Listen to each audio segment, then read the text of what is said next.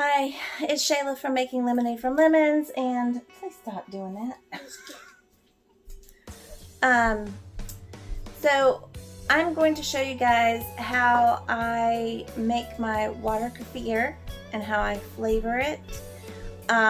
So what I'm going to end up doing is I'll be flavoring first and then showing you how to refill the water kefir jars to ferment for their first ferment. So I'll actually show you the second fermentation first, and then the first fermentation second. So if you have water kefir granules, then you're set. If you don't have the water kefir grains, then you're going to need to purchase some. I purchased some, and I will link it. I'll put a link to the company that I purchased from in the description below. And anyway, so I'm going to turn you around. I'm going to show you what I do to flavor mine. I'll show you a couple of different flavors. So here we go. So I forgot to tell you guys that when you use the water for the water kefir, that you need to use water that is filtered. So non-chlorinated water is best.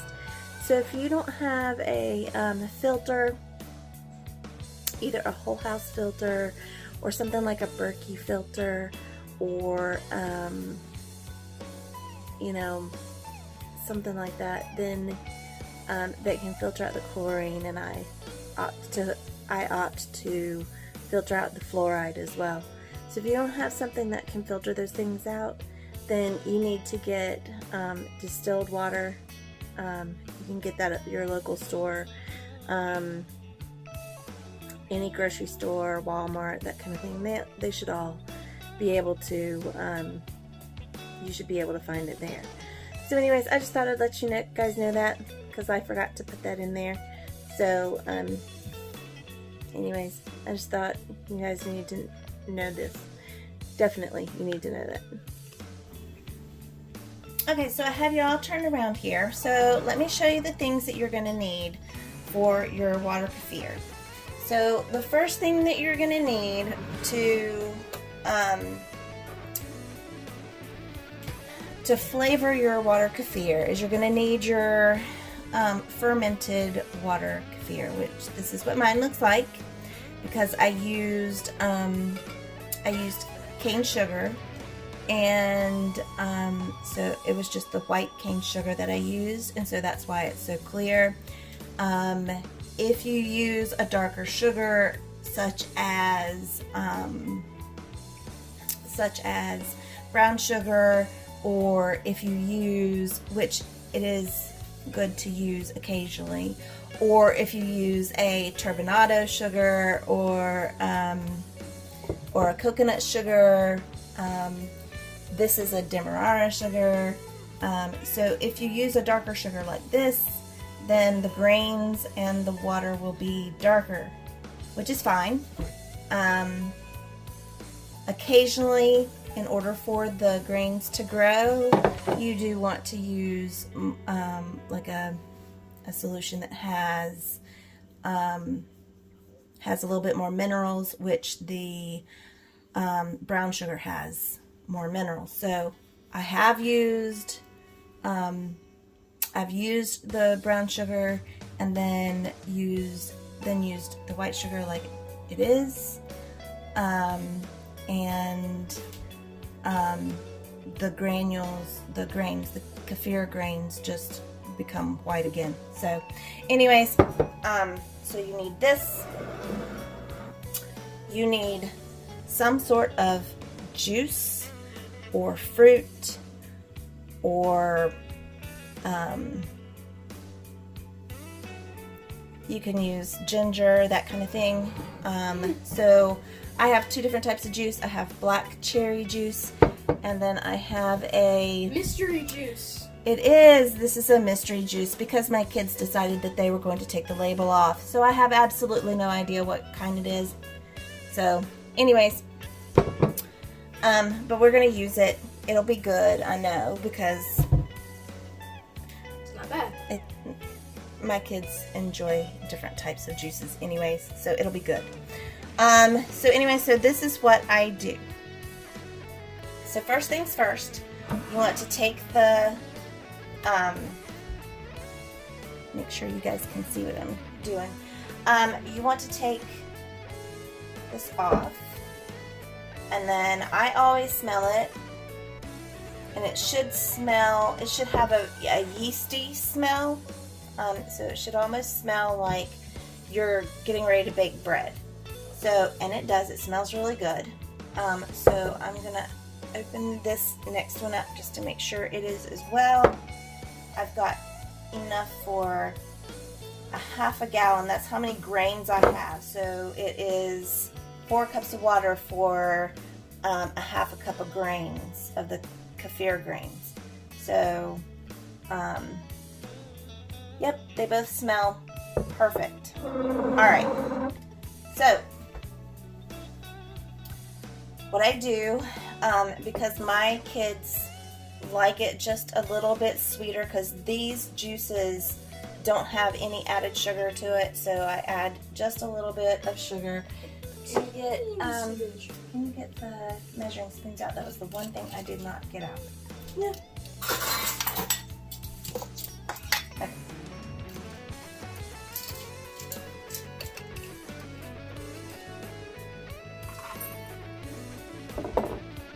Alright. So I add that. And then I take about, my kids really like a lot of flavor, so yeah. I use a lot of juice for it, for the second ferment. So I use a half a cup of the juice, and I pour that in. And then what I do here at this point is I take my strainer, because I don't want any of the grains to go down inside the bottle. If a kefir grain goes down inside the bottle, it will cause your second ferment to fail. I learned that the hard way. So I'm going to pour this in until it reaches the shoulder. Okay, and then I'm just going to set this aside and put a lid on it, and put that one aside. And that one will go into my, I have a drawer that I put all of my ferments in, and I don't know if you can see. Let me see if you can see. Those bottles came with this sleeve, right? And so my son right now is putting that bottle that I just filled up in the sleeve. That'll actually help to insulate it and cause it to ferment faster, actually. Because if it's warmer, it'll ferment faster. Okay. So then I do the same thing with every bottle. So I'm going to do 2 with the black cherry, and then I'm going to do 2 of the mystery juice. And the reason that it doesn't really matter is because we have used blueberry juice, we have used pineapple coconut juice. Any juice that you find at the store will be fine, and it always turns out really good. Alright, so that's what I have left over. I'm going to pour these grains back into the jar, and really technically you guys are not, let me tell you this, whenever you do kefir, you really are not supposed to use any kind of metal to touch the grains, that kind of thing.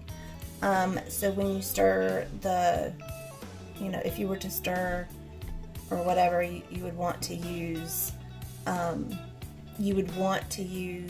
wooden spoon or plastic, but you can use stainless steel, and I think that's what this is. I think it's stainless steel. I'm not 100% sure, but it doesn't touch it for very long, so I go ahead and I just leave it as it is. I don't worry about it, and it's worked fine. I haven't had any issues with it failing because of that. Nope, it always just tasted really well. So, hold on, you're not on video. So, what did you want? we got this stuff off the, Okay, but you have to take the landscape fabric up. Yeah, I know, that's what we're trying to say. Oh. We took landscape fabric up. We want to know what you want to do with those bags that are tied to the first. Okay, hold on. I'll have to look and let you know, okay? Alright. Yes, that's what happens whenever you have a house full of kids and you have set them to a task. Well, don't forget. They always come and interrupt you and find out what's, but I have to say that it's for a good reason. They did have a good question to ask me. So let me finish. I'm going to finish up showing you guys this, and then I'm going to go and see what they need me to see. So, let me have Kitty to help. No. And I really don't want him near the counter anyways. Please. Yeah. My kids love to carry our cat around because he's relatively new to our family. So, but I really don't want our cat to think that it's okay to get on the counters because it's not. I don't want. Which is why I had to take him off the table as well. Yes, we're having to train him not to be on the table. He was outside. He was a stray and Jumped on the no. He was a stray and he's got to learn. He's got to learn, the things that he can and can't do in the house, just like anything else. All right. So this is the mystery juice. No idea what it is. It's maybe pomegranate. That's what I think. It could be cranberry pomegranate. I also had a couple of mix of juices, but whatever it is, it was 100% juice. So anyway, so I'm gonna go ahead and I'm gonna filter this through. It looks good, whatever it was. It looks good. Mm-hmm. All right. There's that one. What you making, Mom? Water Kefir. You drink it all the time. I love. In fact, there's some in the fridge right now. So we just drink a little bit. We try to drink a little bit a day because we just started doing it, drinking it, and it's really good for your digestive system. But if you drink, thanks Bella. Bella's making noise in the background, sorry. If you drink too much of it at one time, especially when you're first starting out, it can cause a lot of tummy upset. So, so you have to be careful how much you drink in the beginning. But anyways, yes, Bella's. What are you trying to say, girl? Anyways, all right. So then, once you've got this done and everything has been filled up, then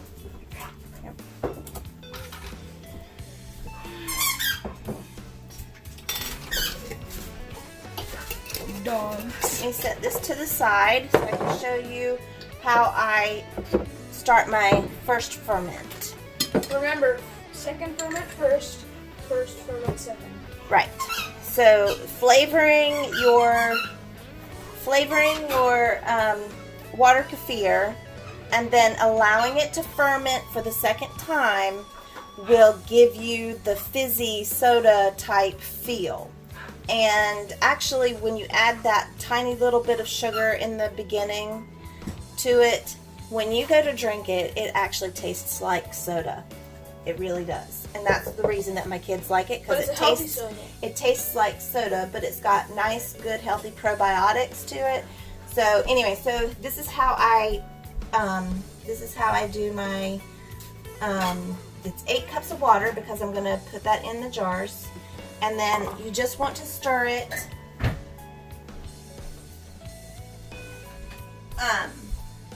You just want to stir it until all of the sugar has been dissolved into the water. And then once the sugar is dissolved into the water, then you're going to pour it in, and you're just going to pour it to right here. It's fine. You're going to cover it with the cloth, or you can cover it with a coffee filter. Paper coffee filters are fine. And then you're going to put a rubber band on it, and you're going to let it sit for approximately 48 hours. It depends on, it really does depend on the temperature of your kitchen, or wherever you have your ferment. In our case, a dresser. Yeah, in our case, we have a dresser that we're repurposing, and it has a really deep drawer, and we are going to, it's nice and dark and warm in there, so that's where we do ours. All right, so with your second ferment, I also meant to mention, with your second ferment, you want to check it 24 to 48 hours after you start the ferment, the second ferment. So you're just going to open your bottle of, juice and water kefir, your flavored water kefir. You're going to see if it's fizzy enough for you. If it's fizzy enough for you, then you can go ahead and put it in the fridge. You can let it ferment longer. Just depends on your specific taste. So you just want to play around with it, really, to make sure that you are happy with the flavors. That's really the main thing, is just figuring out what you like. So you just pour this in. I normally spill some and have to clean it up, but so far so good.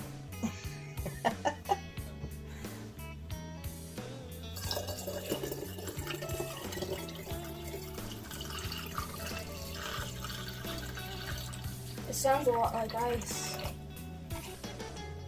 Okay, so I have extra sugar water. If I can either put it in the fridge and save it, or I can I can throw it out, whatever. However you want to do that. But anyway, so then, like I said before, you just cover it with a rubber band. Cover it with a cloth, and then put a rubber band around it. Don't get ahead of yourself. And then, I know, I do that all the time. My brain a lot of times works faster than my mouth. So, alright. So that's going to go just like that. And basically all you're doing is you're fermenting sugar water. That is all that is. You're just fermenting sugar water. So that fermentation is what gives you the good probiotics. That's good for your digestive system. Alright, so if you guys liked this, if you'd like to see more of this, let me know.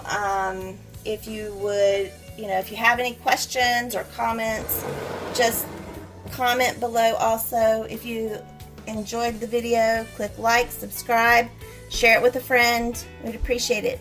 Thanks so much.